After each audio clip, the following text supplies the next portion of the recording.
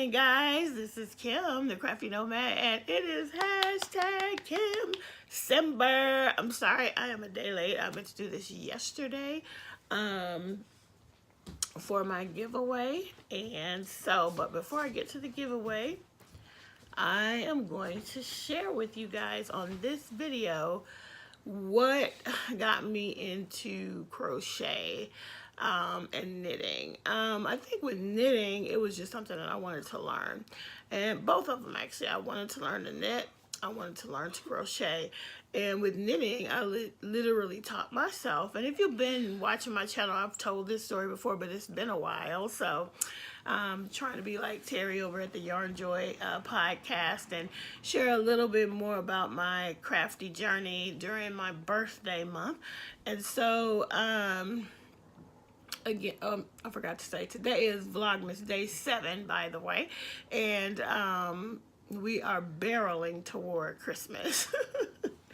And anyway, I will go back to the story.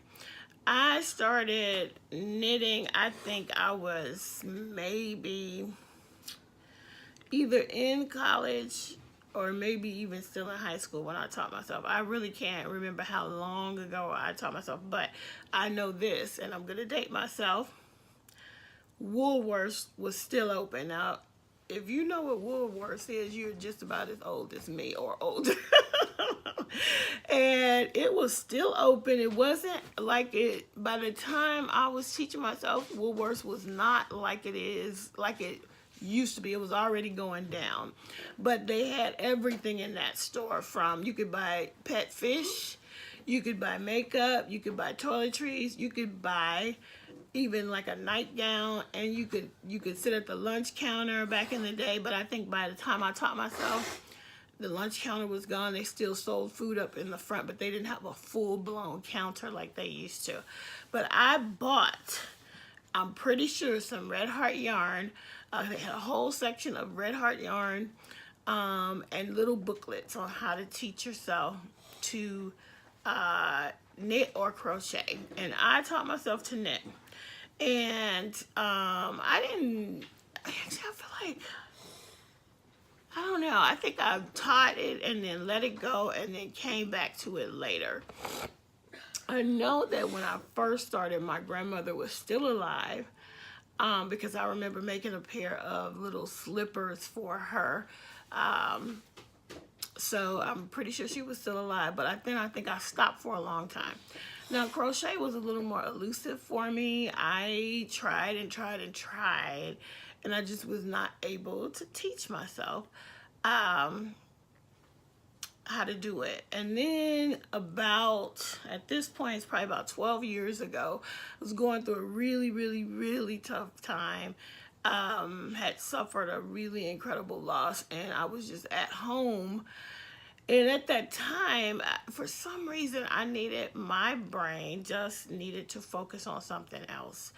And it's kind of weird, but I could only watch like investigation, discovery type shows at that time.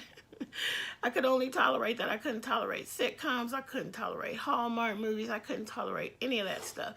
But I could tolerate and really get into the shows like Snapped or The First 48, you know, all these investigation type of shows. Or I could watch Law and Order, whatever. I could watch those type of shows.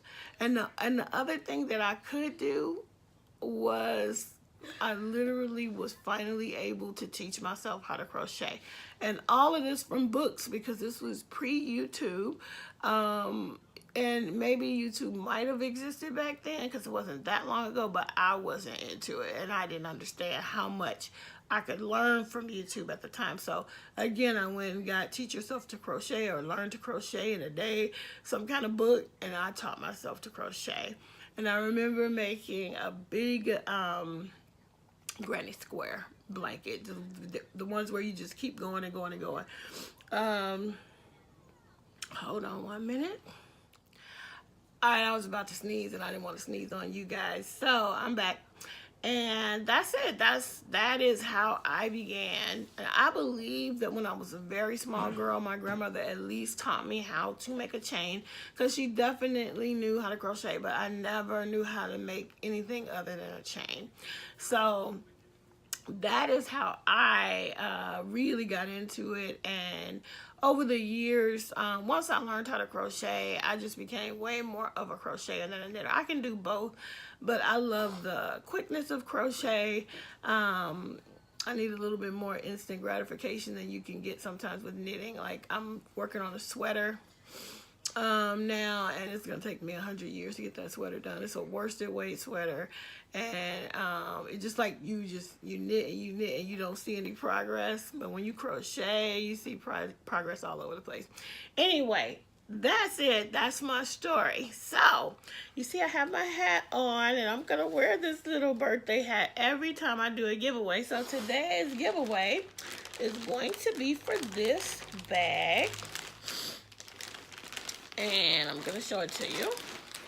So it's a drawstring bag with llamas on it, or alpacas. I actually never know the difference, but anyway, this is the bag. It's a very nice size bag that is lined with that glasses print. This one is the kind of interfacing I used to use, so it's super stiff, but it will still draw up. And what'd you say? Oh, my son just told me these are alpacas. Okay, alpacas, which makes it even better for knitters, because oh no, do we use alpaca? I think we use both. Anyway, that's the giveaway. And so what do you have to do to enter this giveaway? You have to comment down below on this video and tell me, what do I want to know? Share a birthday memory. Comment down below, share a really good birthday memory down below. You have to be a subscriber. You have to like this video as well.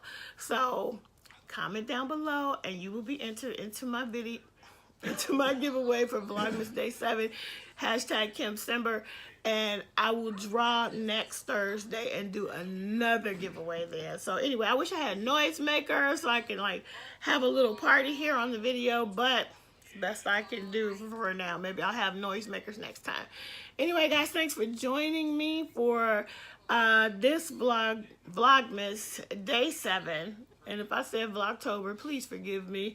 And hashtag kimcember. I will see you guys back again tomorrow, when I think I will be sharing with you the carousel package, because I received it from the Canadian crocheter. All right, I'll talk to you later.